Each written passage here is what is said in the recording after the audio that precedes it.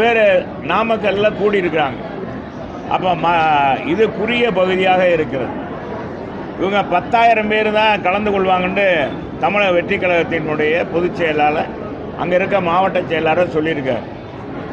அதுக்காக உரிய இடத்தை நீதி அரசரும் உரிய பாதுகாப்போடு நடத்துங்க கட்டுப்பாடு விதிச்சிருக்காங்க. அந்த கட்டுப்பாடெல்லாம் இந்த இளைஞர்கள் அதெல்லாம் சட்டையே பண்ணலை. காவல்துறை என்ன செஞ்சுருக்கணும்னா அந்த தடுப்பு வேலி அமைச்சிருக்கணும். ஒரு குறிப்பிட்ட அளவுக்கு மக்களை தடுத்து அந்த தொண்டர்களை தடுத்து நிறுத்தியிருக்க வேண்டும். அந்த தடுத்து நிறுத்தாதது இந்த அரசாங்கத்துடைய குறைபாடு, அந்த மாவட்ட காவல்துறையுடைய குறைபாடு என்பதை நான் ஆணித்தரமாக எங்கள் பொதுச் செயலாளர் சொல்லியிருக்காரு, நானும் சொல்ல கடமைப்பட்டிருக்கேன்.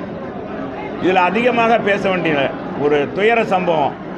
ஆனால் இந்த துயர சம்பவம் நடக்கக்கூடாது என்றால் இது தமிழ்நாடு வெற்றி கழகம் இது மாதிரி பஸ் பயணத்தில் போய் அது இந்த சாலையில் குறுகிய சாலையில் அவருடைய தொண்டர்களை பார்ப்பதை கொஞ்சம் விலாசமான இடங்களில் செய்யணும். இல்லைன்னா முதல்ல அவர் சந்திக்கிறாருன்னா தொகுதி வாரியாக கூட போய் சந்திக்கலாம்.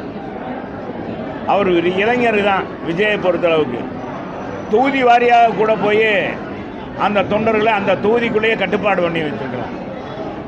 இதுக்கு என்னென்னா நேற்று கூட பார்த்தீங்கன்னா பெங்களூரில் இருந்தெல்லாம் வந்திருக்காங்க பல்வேறு மாவட்டங்களில். இப்போ அதில் வீடியோவில் பார்த்தா மதுரை மாவட்டம், இங்கே விருதுநகர் மாவட்ட நிர்வாகிகள்லாம் போயிருக்காங்க. அதாவது ஒரு தலைவர் வந்தால் எல்லோரும் போவது வழக்கமான உண்டு. ஒரு கட்டுப்பாடே இல்லை.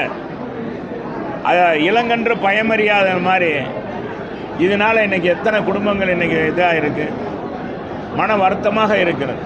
இதை பற்றி ரொம்ப விவரமாக பேச வேண்டியதில்லை என்பதை தெரிவிச்சுக்கிறேன்.